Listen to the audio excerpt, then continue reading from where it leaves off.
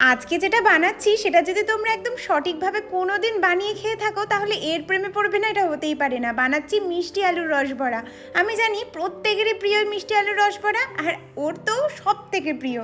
তাই জন্য মাপটা কিন্তু জানতে হবে। তো এখানে 2 টেবিল চামচ ময়দা নিয়েছি, 2 টেবিল চামচ গুঁড়ো দুধ আর একটু এলাচের গুঁড়ো, আর ওইদিকে 4টে বড় সাইজের মিষ্টি আলু সেদ্ধ করে রেখেছিলাম।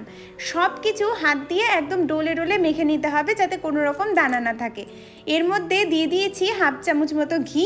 একদম ঘিটা শেষে দিয়ে আবারও ভালো করে মেখে গোল গোল বলগুলো ভেজে নিতে হবে।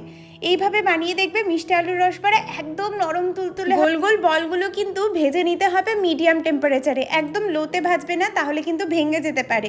মিডিয়াম আঁচে ভাজবে, কোনো অসুবিধা হবে না। বেশ লাল লাল হয়ে উঠলে গরম গরম অবস্থাতেই শিরার মধ্যে ডুবিয়ে দেবে।